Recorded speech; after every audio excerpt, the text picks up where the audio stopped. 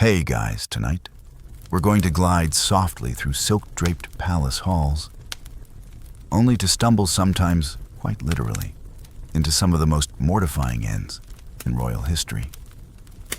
Imagine the opulence of a throne room, and the glitter of gold thread and crimson robes, the scent of myrrh and melting beeswax. Then picture the king face down in his own mess, or slipping off a horse and exploding like a balloon.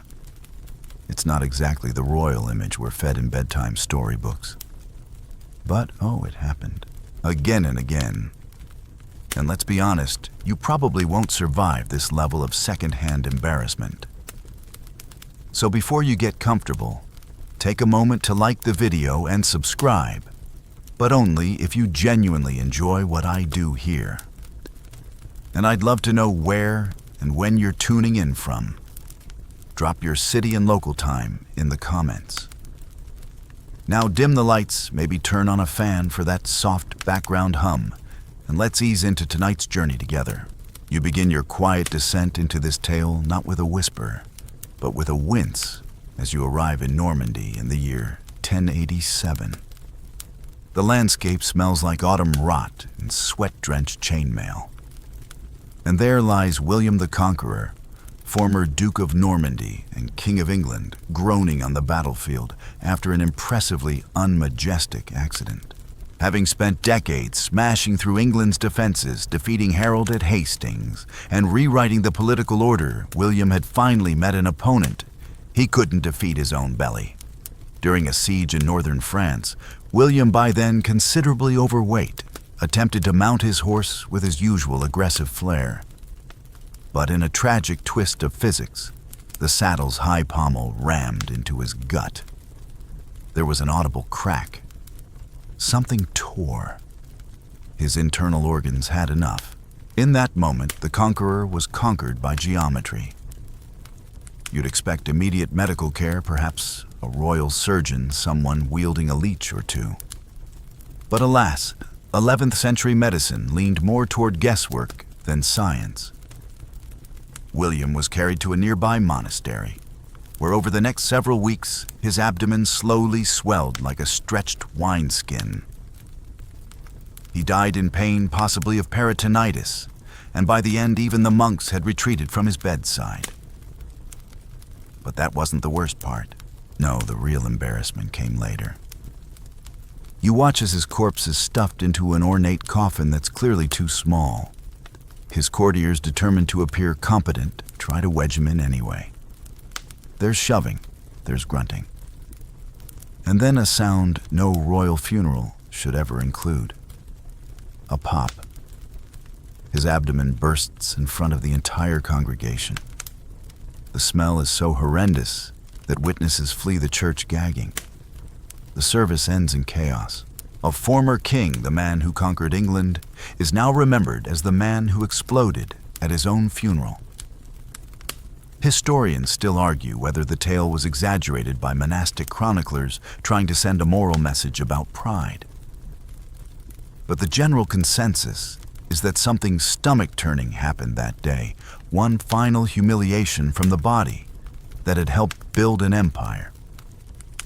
And that's not even touching on the fact that his body was nearly left unburied. Local townspeople refused to help carry his remains until they were paid in full. It was like a medieval version of cash on delivery, except with a corpse that had already leaked once. The irony here, William had spent most of his adult life trying to assert divine favor, military strength, and royal majesty. But the final image carved into historical memory isn't a triumphant ruler, it's a burst cadaver, stinking up a cathedral and causing half the court to lose their lunch. You can't help but wonder, did any of those weeping mourners suppress a laugh? Did any monk sneak out back red-faced, muttering that this was not covered in the scriptures? And while William's legacy would go on to shape England for centuries, his Domesday Book still cited by scholars today, you'll always remember him as the king who died with a grunt, a bloated belly, and a bang. A tale that proves even for conquerors, the body keeps the score. So you've just barely recovered from the image of William the Conqueror's catastrophic send-off, when you're led still a little queasy into another chilly medieval hall. The fire's burning low, and the meat on the table looks a bit suspicious, and there sits King Henry III of England already halfway through a dish that would prove his downfall lampreys.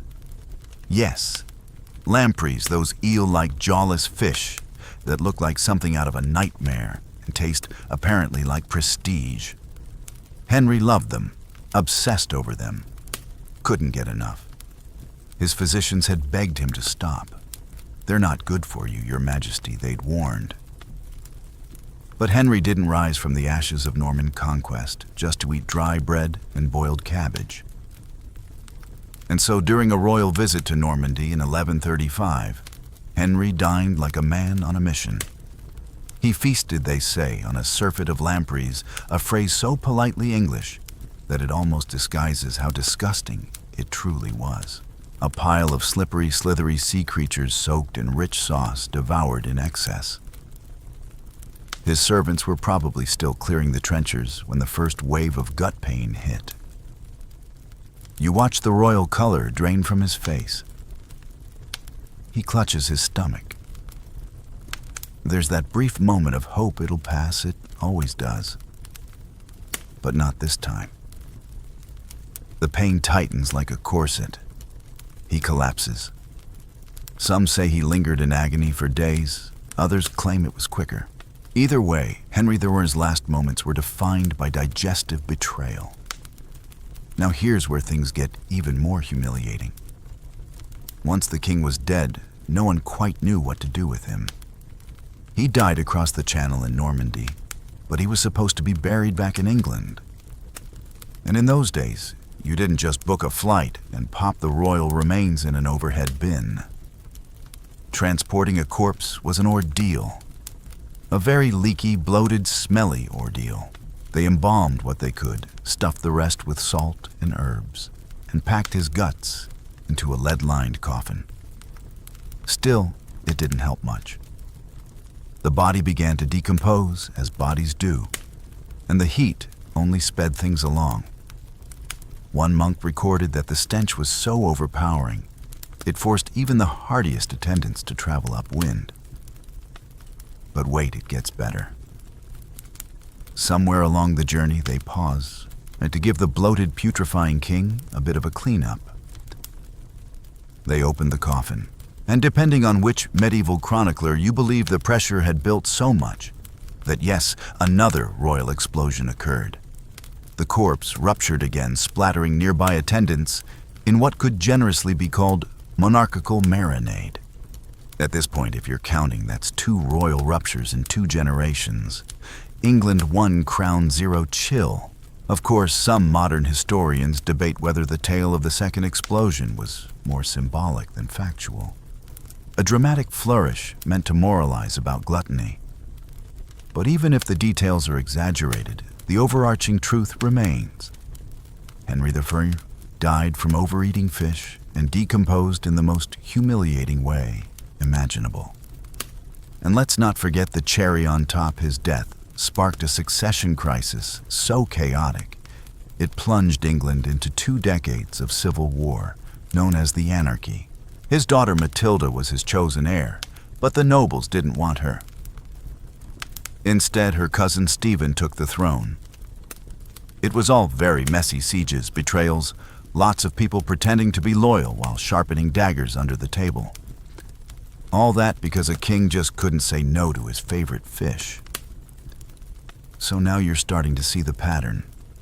Royalty, with all its pomp and privilege, somehow seems especially vulnerable to ignoble endings. It's as if the universe gets a little cheeky when it's time for the powerful to pass on.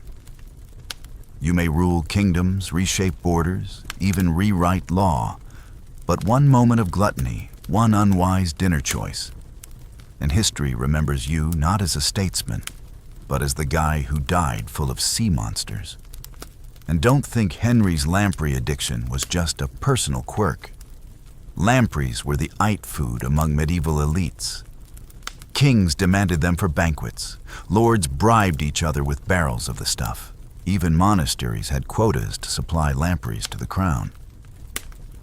It was the medieval version of Wagyu beef or truffle oil, slimy, luxurious, and possibly fatal.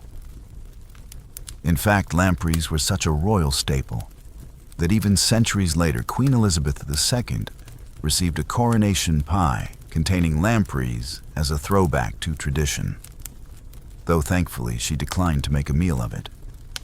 So the next time you're tempted to overdo it at a buffet, just remember, Henry, picture that banquet hall, the flickering torches, the feast spread out like a battlefield. And then imagine dying, not with a sword in hand or a crown on your brow, but curled up in agony because your fish dinner didn't come with a warning label. There's something profoundly leveling in that image. Regal titles can't stop a stomachache.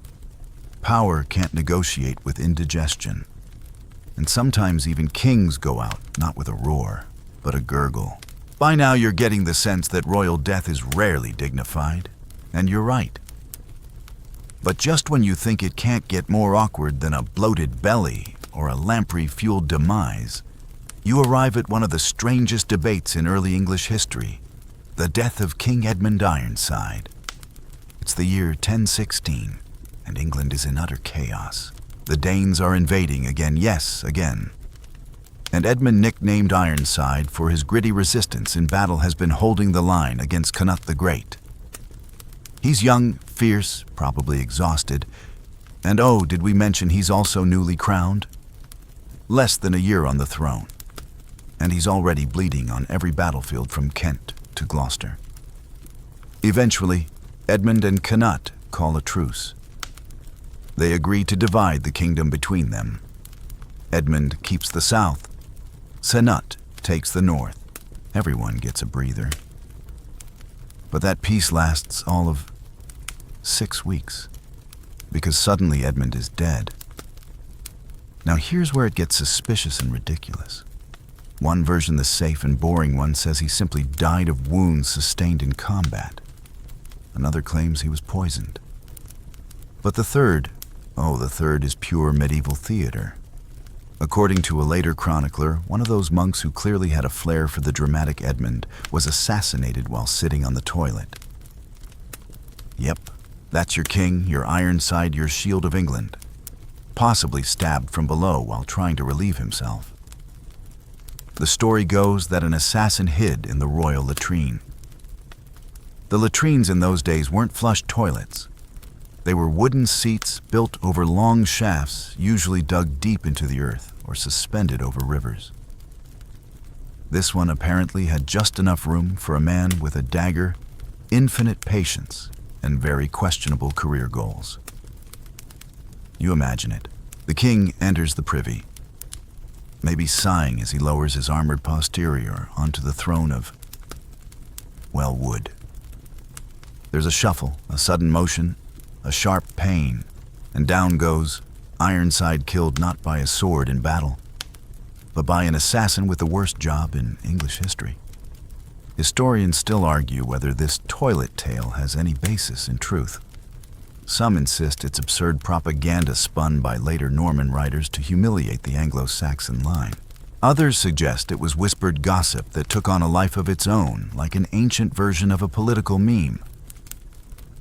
And just a few say, well, stranger things have happened. To be fair, Edmund's reign was so short and the historical record so thin that the true cause of death might forever remain clogged in the pipes of time. But the fact that the toilet version stuck says something about how eager people are to knock royalty off their thrones, literal or not. If the bathroom assassination sounds too slapstick for a warrior king, let's remember medieval monarchs often lived in castles where hygiene was, let's say, optional. Privies were drafty, dark, and filled with unpleasant surprises.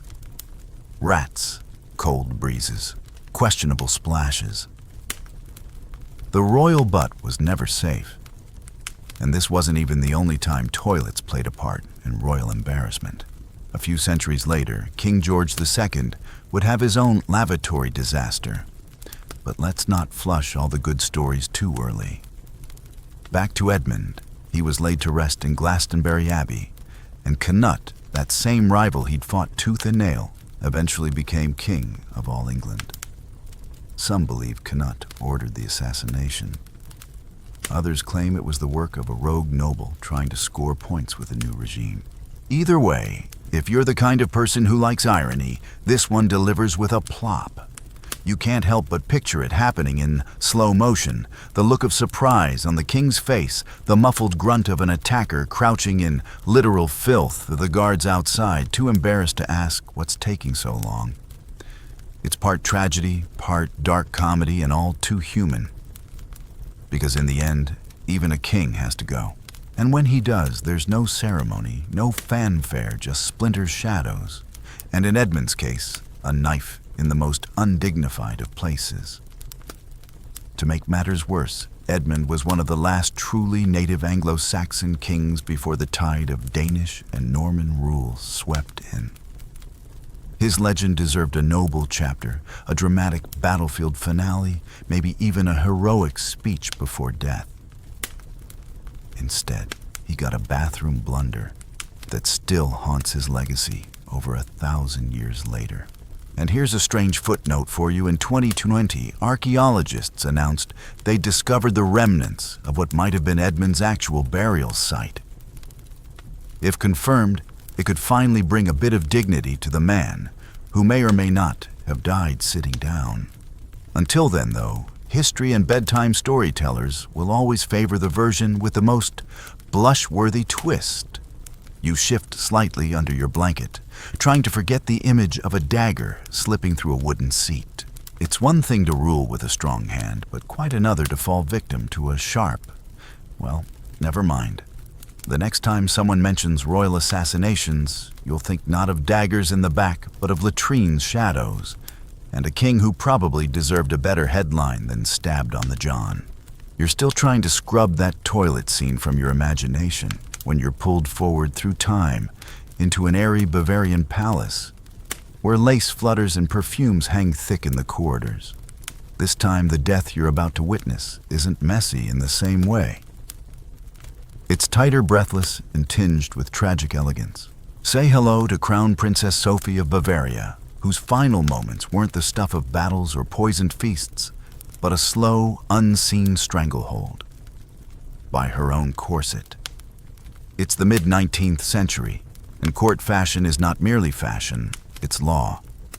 Waistlines are under siege. Every noblewoman knows that the smaller her waist, the higher her status. Corsets are the silent tyrants of the palace. You don't just wear one, you suffer in it, every breath a negotiation, every meal a risk. Sophie, just 18 and already married into the French imperial family, had been raised in this corset culture from birth. She knew how to pose, smile, and tighten. But on a warm summer day in 1857, attending a public event in the gardens of Versailles, she took it one cinch too far. Eyewitnesses recalled how lovely she looked, dressed in a floral gown, walking arm in arm with her young husband. The crowd adored her. She was poised, polished, practically floating, but you see her hand occasionally flutter to her side. A slight stagger, a moment's hesitation. No one notices, or rather they assume it's just heat or nerves, until she collapses. Right there in the garden, amid flowers and murmurs of admiration, she falls like a marionette whose strings have snapped. Her ladies rush in. Her husband panics. They try everything, loosening her bodice, fanning her wildly, calling for the water, but it's no use.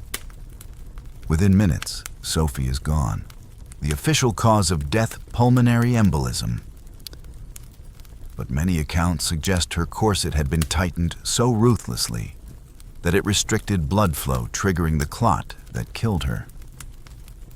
Some whispered that she'd insisted on a record-breaking waist size that day, trying to impress the Empress. Others claimed her dressmaker had warned her to stop. Historians still argue whether the corset alone was the killer or if it merely hurried along what fate had already planned. But the tragic image lingers, a teenage princess so eager to meet royal expectations, that she literally squeezed herself to death trying.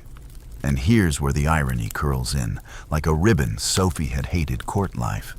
Letters discovered later show she often felt suffocated by duties, by public attention, by the overwhelming machinery of monarchy. The corset was just a symbol of what she'd endured daily.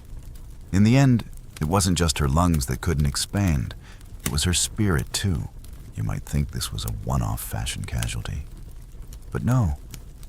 In the 1800s, deaths from overly tight corsets weren't unheard of.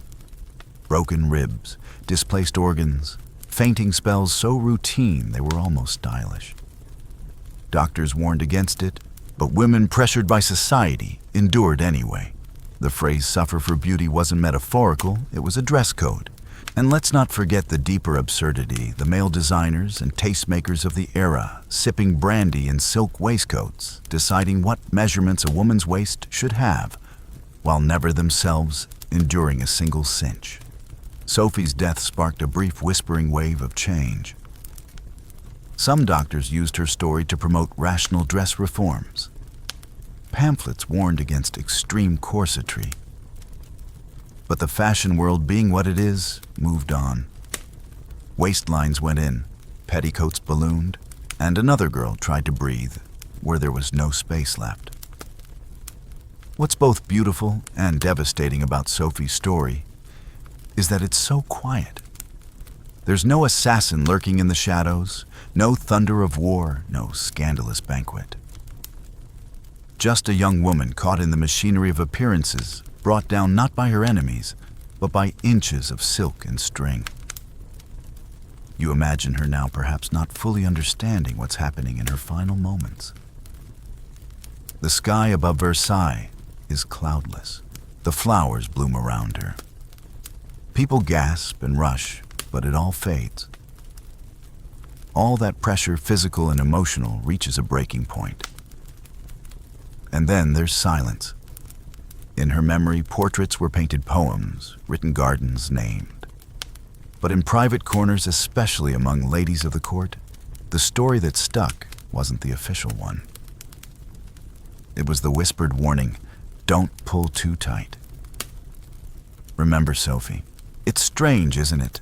How the expectations of royalty, those shimmering crowns and pearl-draped gowns, come with hidden traps.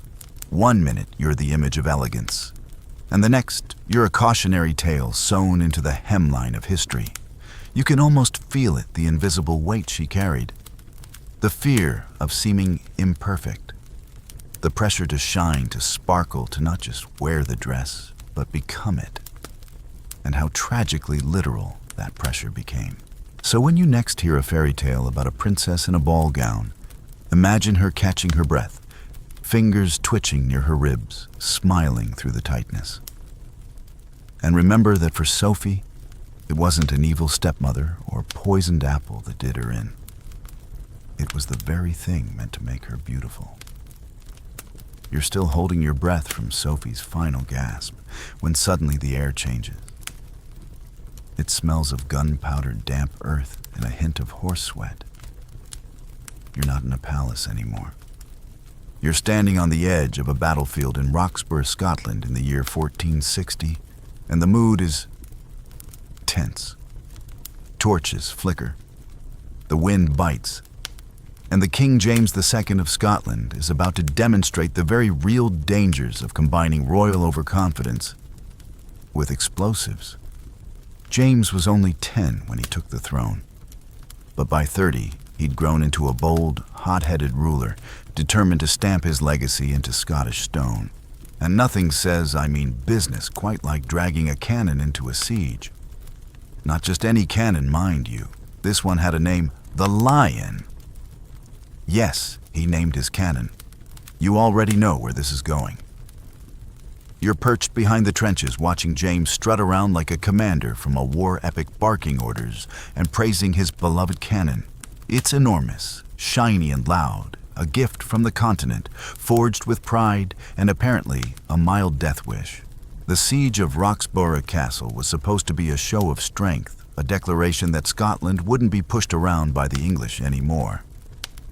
and the lion was going to be the loudest, most glorious roar in that message. But cannons in the 15th century weren't exactly reliable. They were as likely to fire backwards as forwards, and the mix of chemicals used to ignite them could vary from underwhelming pop to spontaneous disaster. James knew this. He also knew that a king had to appear fearless. So he stood close, too close, right next to the lion as it was being reloaded. Now, historians differ slightly on what exactly happened next. Some say a spark jumped early, others say the metal casing cracked. But what they all agree on is this: the lion exploded, not fired. Exploded. In a flash of fire and smoke, metal shrapnel and splinters of wood ripped outward like a pack of angry wasps. And in the middle of it, King James vanished. When the smoke cleared, there he was, or parts of him. Some accounts say his leg was blown clean off. Others claim his entire torso was mangled. But either way, you're left with the image of a monarch turned meat confetti, the victim not of enemy fire, but of his own showpiece weapon. The irony, his army won the siege. Roxburgh Castle fell shortly afterward, but no one cheered. The king had literally blown himself up trying to look majestic. It's hard to celebrate when your leader just became shrapnel art. James's young son, just 9 years old, was rushed to the front lines and proclaimed the new king on the spot, probably still shaking from the sight of his father's scattered remains. Historians still argue whether James's death slowed Scottish momentum or ignited it further. But what they don't debate is the sheer embarrassment of it. You don't expect your sovereign to be outsmarted by a cannon. And here's the quirky detail that sticks: James loved artillery. He was obsessed. Obsessed enough to build up Scotland's artillery arsenal far beyond what other kings of the era had. He treated cannons the way modern royalty treats yachts, symbols of power, expensive and completely capable of betraying you. You imagine James that morning, proudly inspecting the lion, perhaps patting it with fondness, maybe even naming it with a chuckle. "Let this beast roar," he might have said. And then it did right into his royal midsection. The message was clear: hubris makes for a short reign, especially when you stand directly next to your own firepower and assume it respects your crown. What's worse is that cannon accidents weren't even rare back then. They exploded all the time. Metallurgy was still more of an art than a science. Gunpowder recipes varied by region, by weather, by sheer luck. Yet kings insisted on showcasing them. Nothing says I'm in control like teetering next to a bomb with a fuse. And if you're wondering what happened to the lion, it was never rebuilt. No one dared. No one wanted to. It was probably melted down. Piece by piece, its cursed metal turned into less ambitious weapons, or perhaps forgotten, entirely buried somewhere with James's leg. The lesson echoes softly across time. Even monarchs can fall victim to their favorite toys, especially when those toys explode. So now you add another face to your gallery of embarrassed rulers. William with his ruptured gut, Henry betrayed by fish, Edmund ambushed in the loo, Sophie laced too tight, and James detonated by hubris and a cannon he should have saluted from a safe distance. You smirk just a little, not out of cruelty, but because it's always the drama kings who go out with the biggest bangs. You're barely finished brushing cannon soot from your imagination when the scene shifts again, this time into a gilded dining hall, warm with candlelight and echoing with laughter. But behind the heavy gold curtains and crystal goblets, something sinister is brewing, mainly inside a stomach. Because tonight you're seated at the royal table of King Adolf Frederick of Sweden, and you're about to witness death by dessert. It's 1771, and Adolf Frederick isn't exactly known for his political prowess. In fact, Swedish historians often refer to him as a figurehead, a puppet monarch with very little actual power. He signed documents waved at parades and largely stayed out of the way. But if there's one thing he did with royal dedication, it was eat, and not just politely nibble at courses like a dainty monarch. No, Adolf Frederick feasted with enthusiasm, with drama, and with a stomach that seemed to think it was a bottomless pit. His appetite was the stuff of legend. Some say he once devoured a roasted boar and still had room for pie. Others suggest he could out-eat entire banquet halls. He was in short a competitive eater in ermine robes. So when Shrove Tuesday rolled around that year, a day of indulgence before the Lenten fast, you knew it was going to be big. The menu was extravagant lobster caviar, sour cabbage, smoked herring, and champagne. A royal spread so rich it could power a small village. But all of that was merely the warm-up. The real star was the dessert semla. If you've never had one, it's a soft wheat bun filled with almond paste and whipped cream served in a bowl of warm milk. Light and fluffy maybe, but not when you eat 14 of them. Yes, 14. That's not a typo. King Adolf Frederick, perhaps sensing the spirit of indulgence, or simply chasing dessert glory, wolfed down semla after semla until he could barely speak. His courtiers smiled awkwardly. His servants stood frozen, unsure whether to cheer or intervene. You picture the moment he reclines in his chair, breathing heavily, both triumphant and teetering on the edge of disaster. His stomach, stretched beyond royal limit, begins to rebel. The pain comes quickly, then the nausea, then the unmistakable full-bodied regret of someone who went way past just one more. That night, Adolf Frederick died. Not immediately, but soon enough. Official records list digestion problems as the cause, which is the 18th century equivalent of his insides gave up. Some accounts suggest a fatal case of indigestion, others hint at a heart attack triggered by sheer internal pressure. Either way, his reign ended not in war or betrayal, but in a fluffy, sugar-laced avalanche of pastry. Historians still argue whether it was truly the semla that did him in, or if the dessert was merely the cherry on top of underlying health issues. But Sweden never forgot. To this day, Adolf Frederick is remembered not for policy or conquest, but for dying after a meal that would have made a food blogger cry. And here's the quirky detail that makes it even better in Sweden. Semla is still eaten every year on Shrove Tuesday. In fact, the tradition has grown even stronger. Bakeries sell them by the truckload. Families swap favorite recipes. And every time someone hesitates before reaching for their third or fourth bun, someone whispers, "Remember the king." It's the most delicious cautionary tale in royal history. Of course, it's easy to mock, "Ha ha, the king who died from dessert." But you can't help but feel a flicker of sympathy.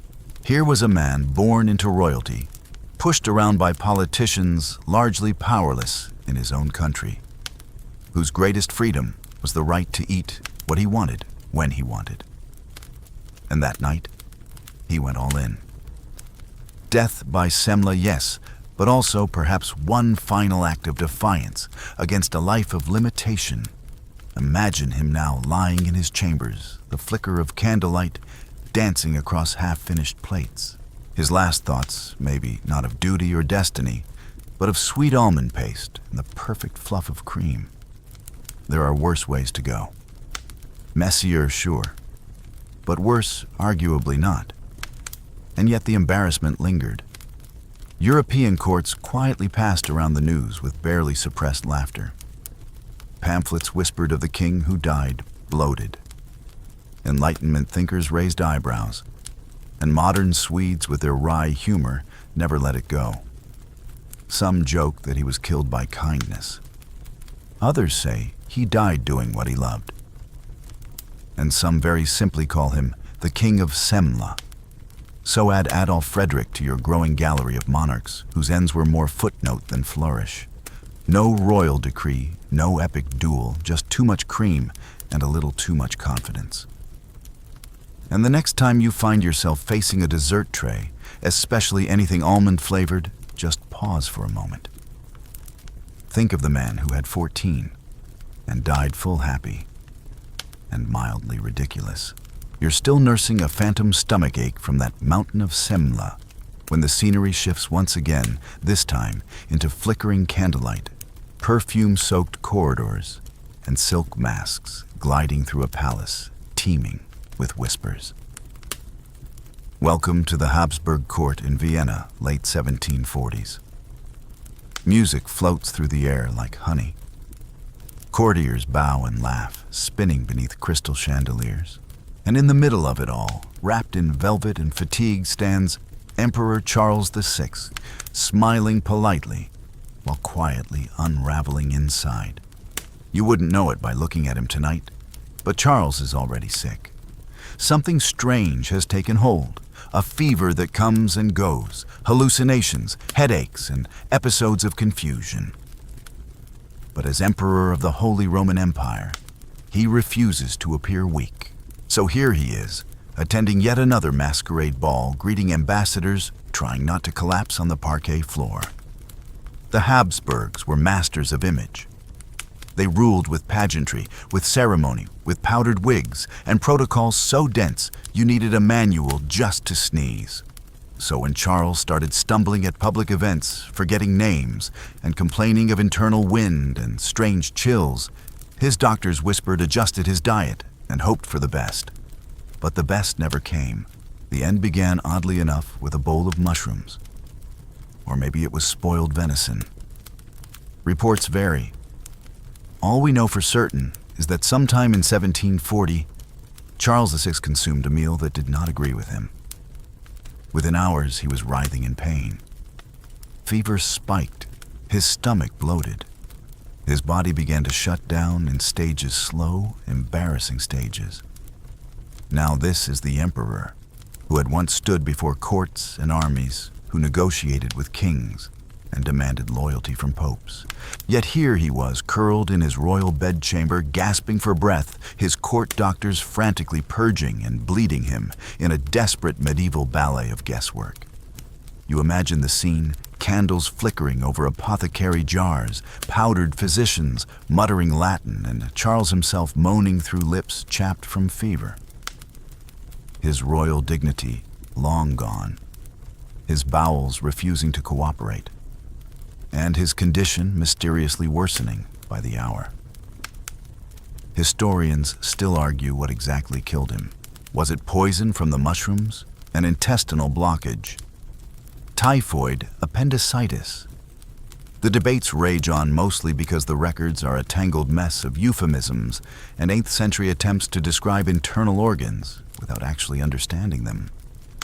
One phrase in particular crops up repeatedly: disturbance of the lower nature. Which, let's be honest, sounds like code for something deeply uncomfortable. But what really cemented Charles VI's place in the hall of embarrassing royal deaths wasn't just the slow decline, it was the moment about 2 weeks in when he attempted to descend a staircase and publicly collapsed, right in the middle of a grand procession. Imagine it: trumpets, blaring musicians, strumming courtiers, parting like the Red Sea. And then thud. The emperor, disoriented, sweating through his gown, lies face down on the marble. He's helped up, of course. Carefully. Quietly. But the damage is done. The whispers begin. His strength is gone. His stomach refuses to settle. And even his mind starts drifting.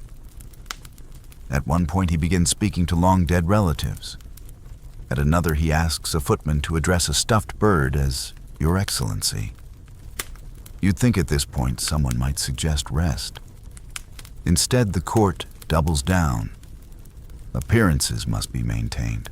They prop him up in meetings, dress him in tighter sashes to hide the swelling, and use perfume to mask the ever-stronger odor of a body giving up. Even at his own bedside, the furniture stays polished, the wigs stay powdered, and the illusion of control continues, while Charles dies, inch by inch, in full, elegant failure. And here's the kicker: his death sparked an enormous succession crisis. He had spent years drafting something called the Pragmatic Sanction, a legal document ensuring his daughter Maria Theresa could inherit his lands. But after his death, half of Europe ignored it. War broke out, alliances crumbled, armies marched, all because the emperor's plan fell apart as quickly as his intestines. So let's tally this up.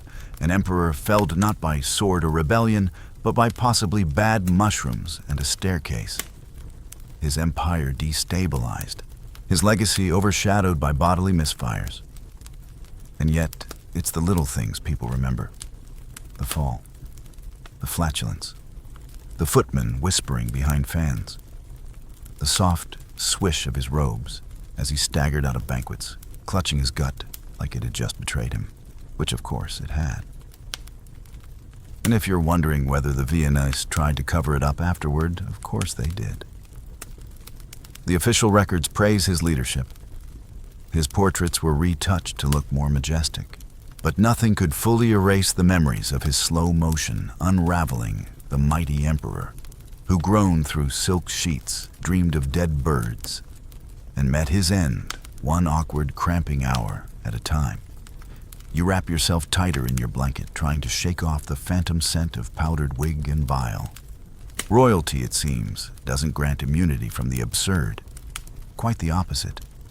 The more gold in the throne, the more spectacular the fall. So add Charles VI to your gallery of undignified ends.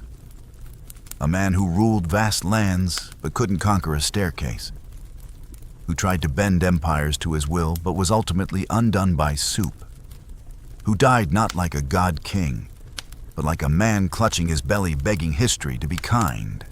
You've barely recovered from watching Charles VI tumble headlong into history when the world around you shifts to something altogether wilder, more unexpected, and frankly, more bananas. You're standing in the warm glow of Athens 1920. The breeze is thick with olive oil and tobacco smoke. And in a villa just off the royal garden, King Alexander of Greece is about to suffer one of the strangest royal deaths ever recorded. One so absurd, it could have been lifted straight from a cartoon. Except this one is real. Alexander isn't the most powerful monarch you've met tonight. His father, King Constantine, had been exiled during the chaos of World War I, and Alexander was placed on the throne as a compromise king, young, inexperienced, and entirely under the thumb of the Allies and Greek officials. His power was mostly ceremonial. His movements restricted, his advisors stiff and humorless. But despite it all, Alexander made the most of it. He embraced modern life, drove cars, danced at private parties, and most relevant to our story, kept a small menagerie of animals at the royal estate. Now picture this. It's October. The air is dry, and the garden paths are quiet. Alexander steps out for a late afternoon stroll among the fig trees and roses, accompanied by his dog, a German shepherd who thinks he owns the place. As they walk, the dog stirs something in the bushes. A pair of monkeys, yes, monkeys kept as pets by a royal steward, come screeching out like tiny furry torpedoes. One of them attacks the dog. The other leaps onto Alexander. What follows is not a noble scuffle or a graceful defense. No, it's absolute chaos. The king flails. The monkey bites. Not once, not twice, but multiple times on the leg and the upper body. The dog barks. Servants arrive far too late, shouting and waving sticks. Eventually, they manage to chase the monkeys off, but the damage is done. Alexander's wounds bleed. He's scratched, bitten, shaken, and like any reasonable person, probably humiliated. You'd think, given his status, he'd receive the best medical care available. But instead, the court doctors treat the injuries, lightly bandaging the bites and dismissing the risk. No one thinks to disinfect properly. No one considers rabies. No one gives the monkey bites the urgency they deserve. After all, it was just a monkey. But within days, infection sets in. The wounds swell. A fever rises. Gangrene spreads like spilled ink across his limbs. By the time they realize how serious it is, it's too late. Amputation is considered, but dismissed. The infection has already poisoned his blood. Over the next 2 weeks, King Alexander, only 27 years old, slips in and out of consciousness, sweating through bed sheets and drifting into delirium, all because of a garden brawl with a monkey. Historians still debate the precise bacteria responsible for the infection. Some blame Pastorella, others suggest streptococcus, but no one debates the outcome. Alexander died in his royal bed on October 25th, leaving behind no heirs and a royal court in full-blown panic. Why? Because his death triggered a domino effect that reshaped the entire region. With no successor, the Greek government was forced to reconsider bringing back his exiled father, King Constantine I. The move angered the Allies, particularly Britain and France, who had exiled Constantine in the first place for being too cozy with Germany during World War I. What followed was a political disaster. Constantine returned, but with diminished credibility. His military decisions, particularly during the Greco-Turkish War, were disastrous. Within 2 years, the Greek army collapsed, the population exchanged en masse with Turkey, and an entire generation of Greeks found themselves displaced, grieving, and furious. All arguably because one monkey had a very bad day in a garden. It's one of the few times in modern history where the bite of a monkey directly altered international borders. And here's the twist of bitter comedy. After his death, newspapers tried their best to maintain royal dignity. Some published vague headlines like, "The king succumbs to illness." Others glossed over the monkey entirely, focusing on his youth, his charm, his short reign. But the truth couldn't be contained. Word spread. Cartoons popped up. Satirists had a field day. And Alexander's name was forever etched into the strange annals of monarchs who didn't go out with honor, but with a bite and a shriek. Today, in the quiet corners of Athens, you can still find whispers of that bizarre death. A plaque in the gardens, a few scattered memoirs. Some even claim that the royal family tried to downplay their pet situation afterward. No more exotic animals, no more monkeys, and definitely no more unsupervised strolls. You can't help but feel a little sorry for him. A young man trying to navigate a crown, he never asked for, attempting to find joy in walks and animals, only to be taken down by what should have been a silly anecdote. It's almost poetic in a slapstick sort of way. So now, as you add Alexander to your ever-growing parade of peculiar royal ends, you pause just a moment longer. Because his death wasn't just embarrassing, it was catastrophic. A random bite with global consequences. Proof that even the tiniest teeth can leave the deepest marks in history.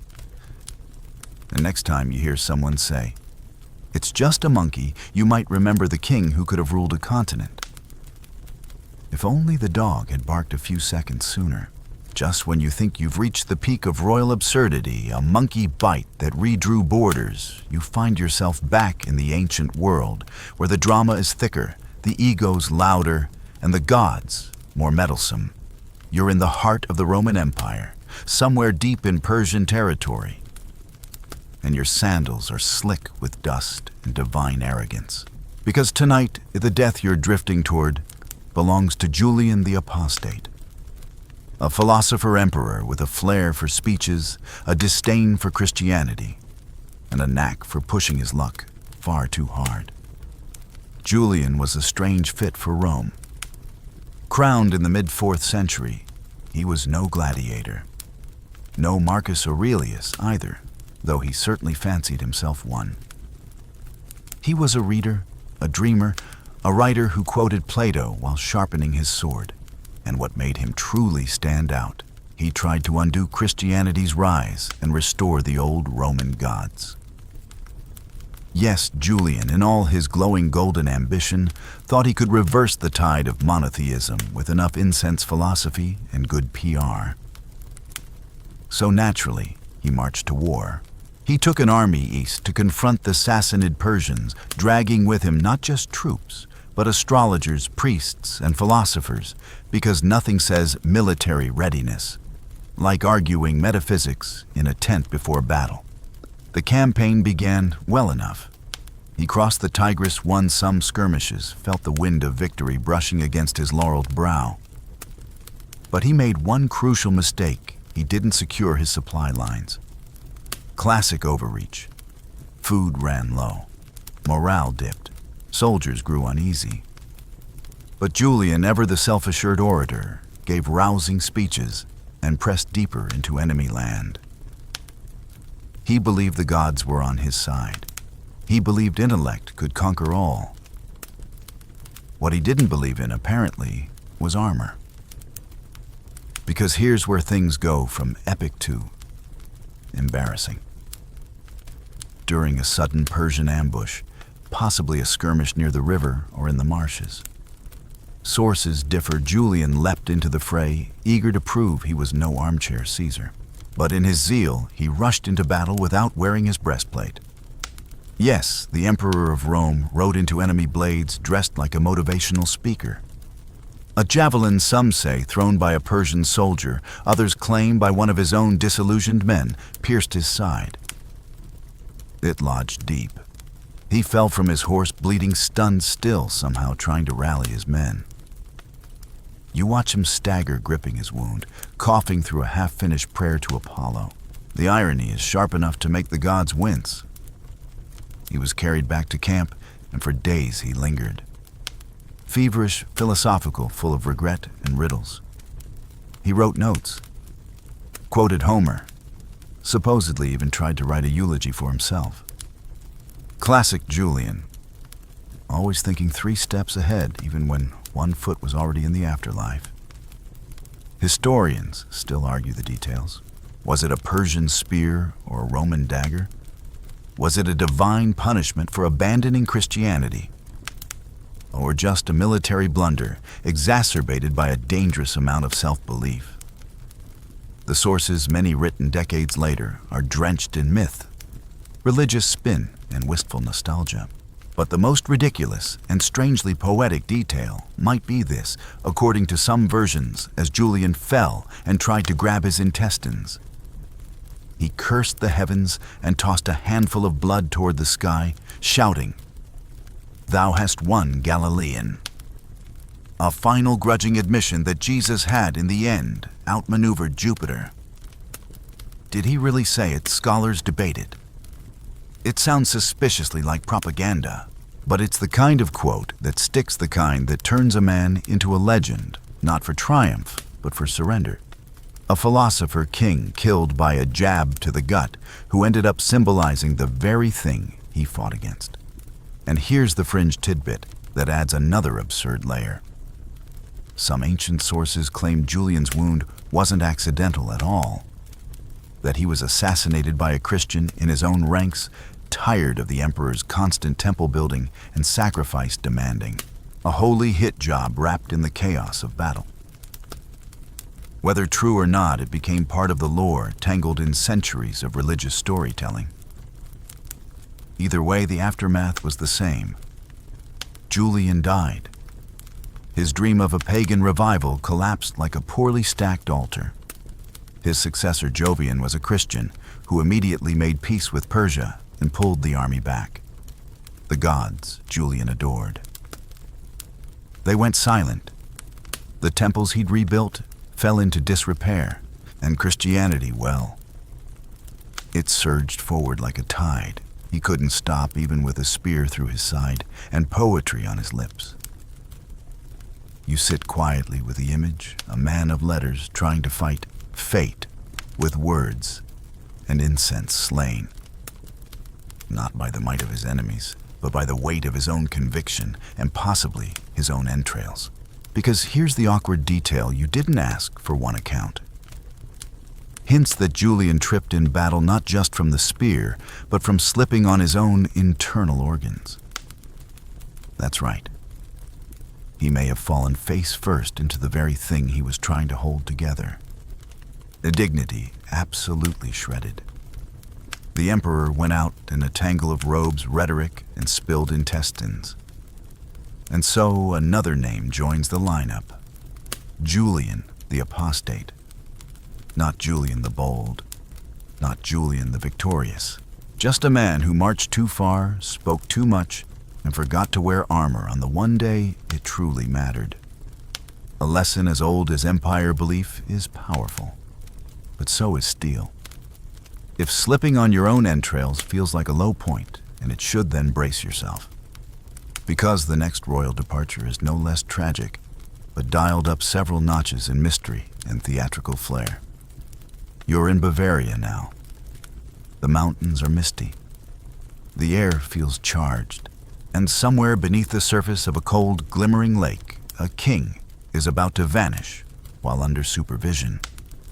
Say hello to Ludwig II of Bavaria. Dreamer, builder, solitary soul in a world that demanded hard politics and sharp suits. He's the man behind Neuschwanstein Castle, that dreamy Disney-esque palace perched atop alpine cliffs. Ludwig didn't care for meetings. He preferred moonlit strolls, elaborate opera sets, and long letters to Richard Wagner. Some called him eccentric. Others whispered madness. Either way, in 1886, it all came crashing down in a lake no less, with a death so odd, so murky, that it still sparks arguments today. By that year, Ludwig had been king for over 2 decades, and the Bavarian government was getting nervous. He hadn't attended a council meeting in years. He was pouring obscene amounts of state money into castles that looked like they belonged in fairy tales. Worse, he spoke to portraits, dined alone, rode at night, and insisted on building grottos inside his homes for imagined mermaid performances. You know the usual king stuff. Eventually, ministers declared him unfit to rule. A team of doctors who hadn't actually examined him signed off on the diagnosis, paranoid insanity. With a wave of signatures and a military escort, Ludwig was removed from his castle and placed under guard at Berg Castle, just beside Lake Starnberg. A gentle incarceration, really. No chains, no cells, just 2 shadowy physicians and a very uncomfortable silence. 2 days later, he asked to go for a walk. It was early evening. Overcast. The air hung thick with pre-storm humidity. Ludwig stepped out with his personal doctor Bernhard von Gudden, a man known for his fierce medical opinions and mild disdain for his royal patient. The 2 men walked toward the lake. They were supposed to return in an hour. They didn't. By nightfall, panic crept into the palace. Servants searched the woods. Lanterns bobbed along the shoreline. And just before midnight, they found what they were looking for. Ludwig and von Gudden, dead floating in waist-deep water near the lake's edge. Ludwig's face was twisted, his coat drenched. Von Gudden had bruises around his neck consistent with a violent struggle. No autopsy was performed. No witnesses came forward. Official reports said Ludwig had drowned, but the water was calm, shallow, and the king had been an excellent swimmer. As for the doctor, well, that part was left vague. Something about unknown causes and attempted rescue. No further questions, thank you. You don't need to be a detective to feel the contradictions piling up. A healthy, strong king mysteriously drowns a few feet from shore after allegedly attacking and killing his own doctor, and no one hears a thing. Historians still argue whether Ludwig was murdered by agents of the state trying to silence a royal liability, or whether he truly killed von Gudden and then wandered into the water too disoriented or distraught to survive.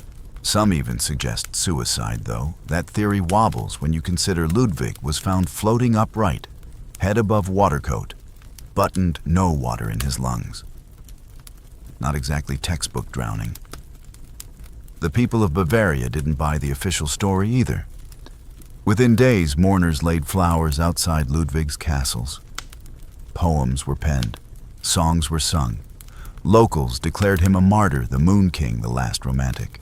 And all the while, the government quietly erased the details, buried the scandal, and installed his much more agreeable uncle on the throne. And here's your quirky fringe fact. Decades later, a fisherman claimed to have seen Ludwig alive after his supposed death, wandering the lake shore before vanishing into the woods. Another claimed to have found a bloodied hat. And one old servant swore the body they buried wasn't Ludwig at all. Was it myth grief, or the desperate hope that maybe he'd escaped the world that never understood him? It's easy to romanticize Ludwig. He was, after all, a man out of time, a 13th century soul born into the cold machinery of the 19th. He wanted beauty, magic, silence. The world gave him budgets, politics, and diagnoses. His death, strange as it was, seemed almost inevitable. Of course, it had to happen by a lake under clouds with no witnesses. Anything else would have been far too ordinary. And as you stand on the imaginary shore of Lake Starnberg, looking out over the glassy water, you can almost see him there. Tall, pale, gazing into the horizon, one last footstep between delusion and destiny. So what brought him down? Madness, murder, misunderstanding. No one knows. But his castles still stand. Neuschwanstein gleams in the Bavarian light, like a dream that refused to die, even when its dreamer did. And perhaps that's the real legacy. A king whose death was never truly solved, whose life was a walking contradiction, and whose final act was so perfectly strange that it seems ripped from a myth, not a monarchy. Add him to the gallery. Ludwig II, the Swan King. Drowned, or maybe not, in 3 feet of water with a mystery that still echoes through marble halls and mountain mist. You're still staring into that lake, trying to decide whether Ludwig was murdered, martyred, or just swept under by the sheer weight of being misunderstood, when you hear a much less mysterious sound, a very royal grunt. The scene shifts with an almost comedic lurch to 1760s London. No more castles in the sky. No haunting mist. Just creaky floorboards, a roaring fireplace, and King George II of Great Britain shuffling down a chilly hallway toward his private lavatory. This one doesn't end in conspiracy. It ends with a thud, a rupture, and a deeply undignified royal obituary. George II was never meant to be fascinating. He ruled competently. He oversaw a few wars. He squabbled with Parliament. But he wasn't the poetic type. No castles with turrets or lakeside disappearances here. Just a man who enjoyed routine roasted beef and yelling at his ministers. And perhaps most of all, predictability. By the time he reached his 70s, George had become a creature of habit.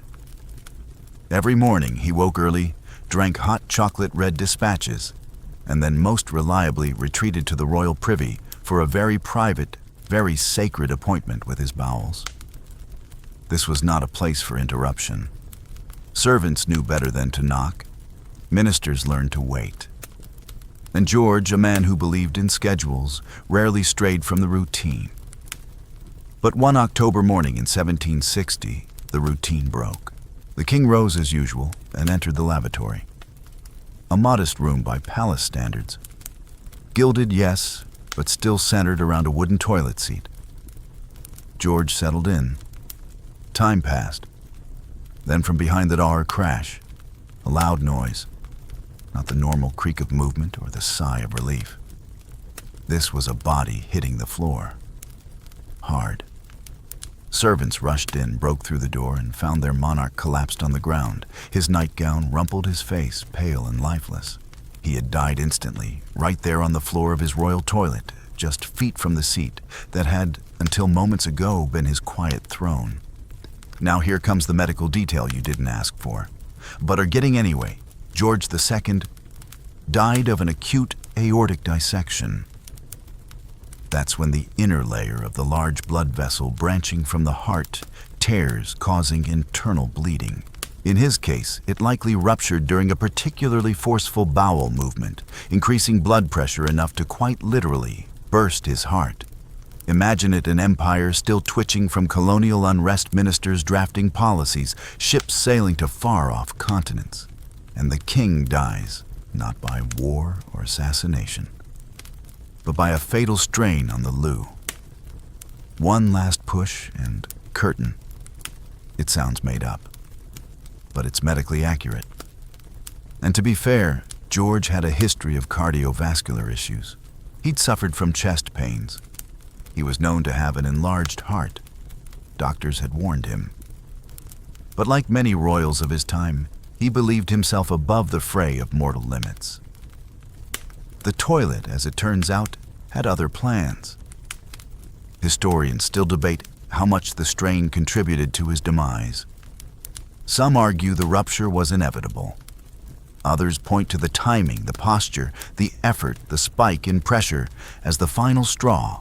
Either way, the royal diary for that morning ends not with a state affair or diplomatic triumph, but with the king toppling over his slippers and meeting eternity face down on the privy floor. And here's your fringe detail. George II was the last British monarch to be buried at Westminster Abbey. After his death, the royal family began preferring St. George's Chapel at Windsor. Some say it was just a matter of preference. Others speculate that after George's mortifying demise, the family wanted to turn the page literally and symbolically. You almost want to laugh, but the scene is oddly poignant. A man who ruled over an empire stretching across continents, who signed declarations, who sent armies abroad, and managed volatile parliaments, felled not by bullet or betrayal, but by breakfast and biology. It makes you think how thin the line really is between majesty and mortality. All that ceremony, all those crowns, the gold-threaded robes, the trumpets and salutes undone by a moment that all of us, royal or not, know too well. A moment of human necessity, private, undignified, final. And it wasn't even his first bathroom incident.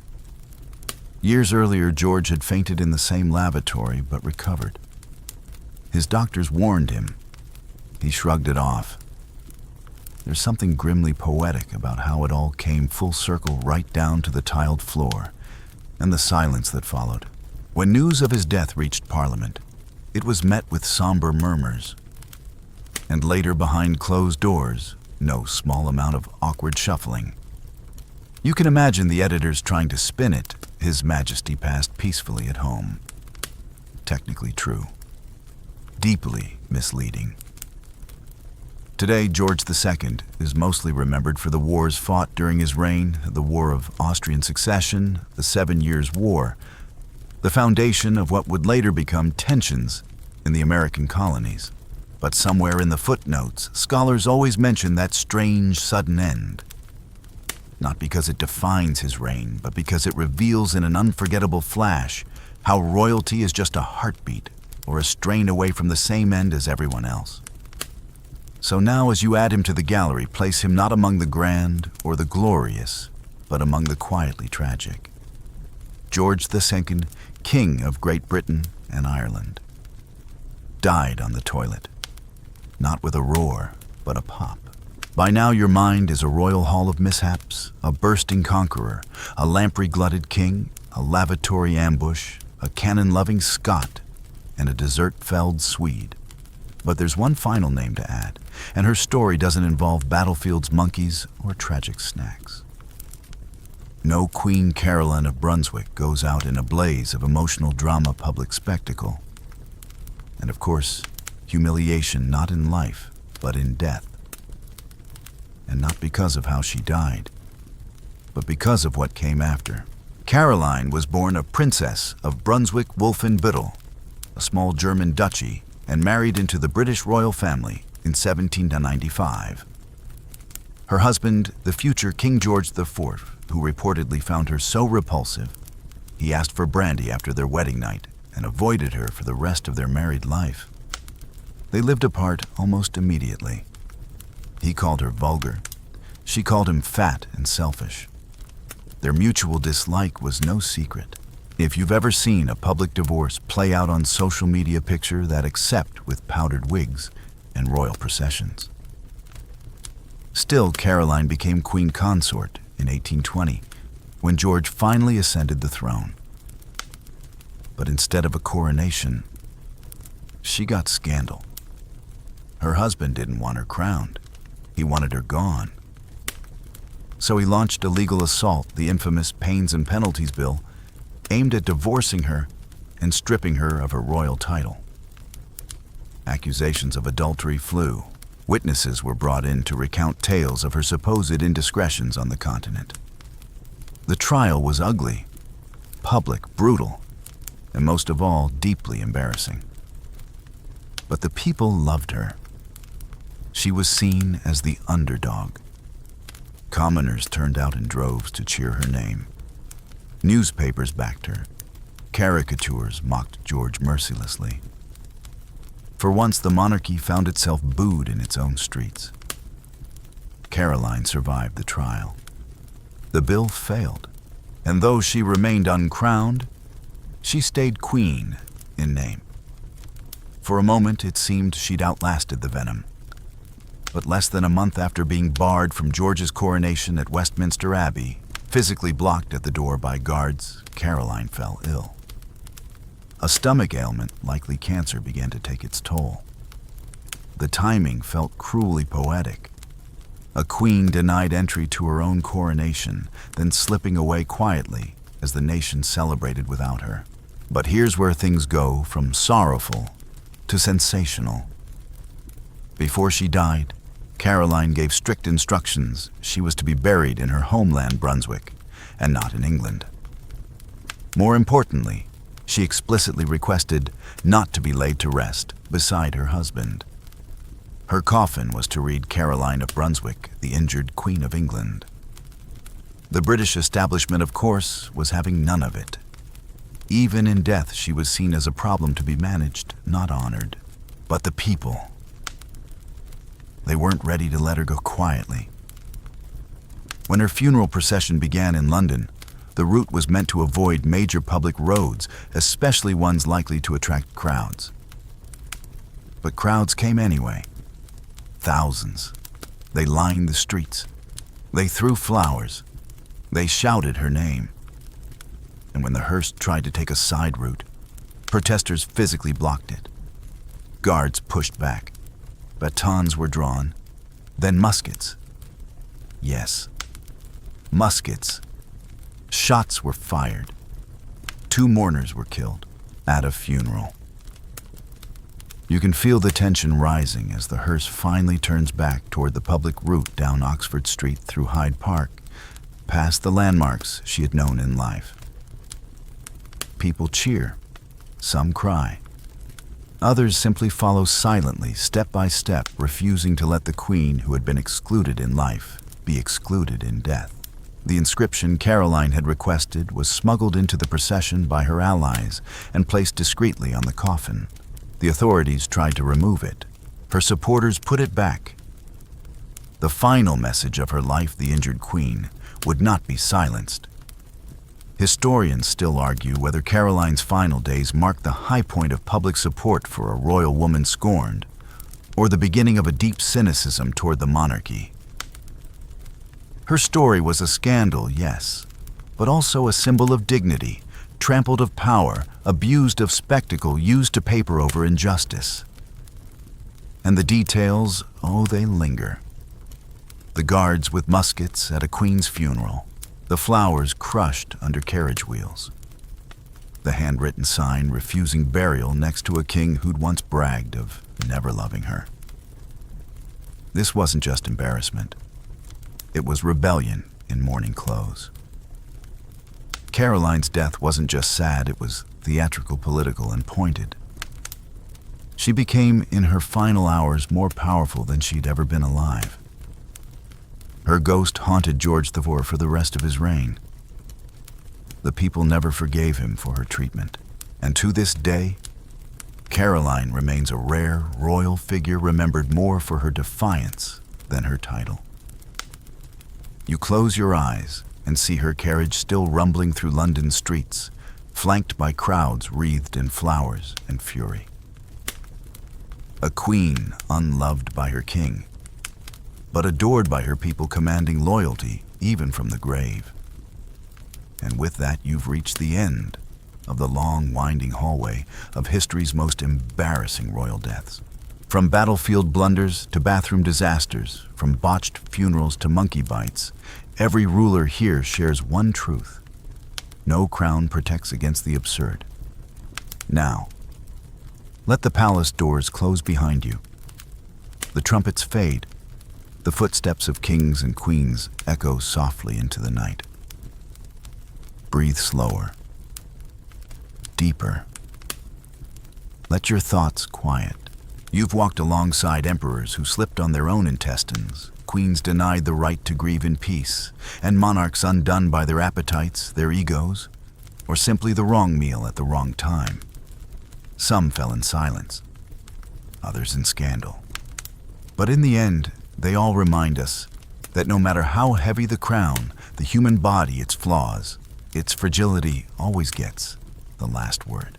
So as your own body relaxes tucked beneath warm blankets, think of those grand halls now emptied of thrones, sitting in quiet dust and of royal robes folded neatly and forgotten in dimly lit vaults. Think of the kings who exploded the queens, who marched the emperors who raged against fate, and then disappeared into history's soft hush. Let your breathing match the rhythm of old clocks. Let your eyes drift with the falling of curtains. The story is over now. The page has turned, and whatever kingdom you find yourself dreaming in tonight, may it be gentle, and may it keep its monkeys at a safe distance.